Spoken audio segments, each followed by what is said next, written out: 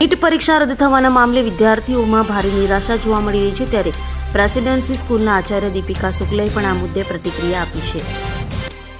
NEET પરીક્ષા રદ થવાના મામલે વિદ્યાર્થીઓમાં ભારે નિરાશા જોવા મળી રહી છે, ત્યારે પ્રેસિડેન્સી સ્કૂલના આચાર્ય દીપિકા શુક્લાએ પણ આ મુદ્દે પ્રતિક્રિયા આપી છે. તેમણે જણાવ્યું કે વિદ્યાર્થીઓએ ભારે મહેનત અને આશા સાથે પરીક્ષા આપી હતી, પરંતુ હવે તેમની મહેનત પર પાણી ફરી વળ્યું છે.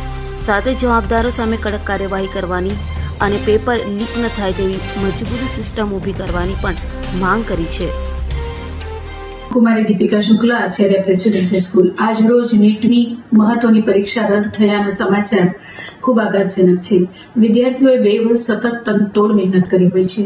નીટની પરીક્ષા માટે વિદ્યાર્થી એટલો આતુર હોય છે કે એને એવી ચોક્કસપણે ખબર છે કે 2 વર્ષની મારી આ મહેનત અને નીટ પરીક્ષા ક્રેશ કર્યા પછી મારે જે એડમિશન લેવાનું છે સારી કોલેજમાં, સારી જગ્યાએ, ગવર્મેન્ટ કોલેજમાં, એ બધા માટે હું માનસિક રીતે તૈયાર છું અને 2 વર્ષની સામે મને મારી લાઈફ મળવાની છે.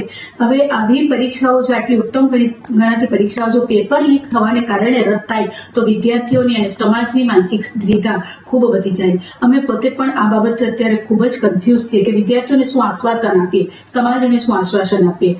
આવી ઘટનાઓ જો વારંવાર બનતી રહે તો પરીક્ષા ઉપરની વિશ્વસનીયતા ઘટે છે. આના કરતાં કોઈ ઉત્તમ વિકલ્પ શોધાવવો જોઈએ, પ્રવેશનો યોગ્ય આધાર શોધાવવો જોઈએ અને હવે આવી ચેષ્ટાઓ ન થાય એ માટેનો ચુસ્ત બંદોબસ્ત, ગુપ્તતા અને વિશ્વસનીયતા જળવાય એવી ચોક્કસપણે માંગ છે. કારણ કે વિદ્યાર્થી, વાલી બંને હતાશ છે અને હવે ફરી પાછી પરીક્ષાની ક્યારે તારીખો જાહેર થાય, કેવી રીતે પરીક્ષા લેવાશે, ક્યાં એને શું વ્યવસ્થા ફાળવવામાં આવશે, આ બધા જ પ્રશ્નો સામે છે. જો કે એવું ચોક્કસપણે કદાચ વિચારવામાં આવશે કે વિદ્યાર્થીની જે તે વ્યવસ્થા જે તે જગ્યાએ જ રહેશે, છતાં પણ વિદ્યાર્થીએ જે 2 વર્ષ મહેનત કરી છે અત્યારે એ જે દ્વિધામાં છે એમાંથી બહાર નીકળીને હવે ફરી પાછી એમનું અપિયરન્સ કેવું રહેશે એ બાબતે વિદ્યાર્થી પોતે પણ ચોક્કસ કશું નક્કી કરી શકે એમ નથી.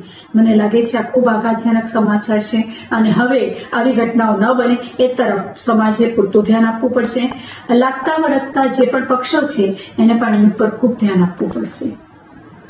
અભય થઈને નિષ્પક્ષતાથી નિરપેક્ષ રીતે વાસ્તવિકતાનો અરીસો રૂપી સચોટ માહિતી લાવતો સત્યની સાથે અભય ટાઈમ્સ.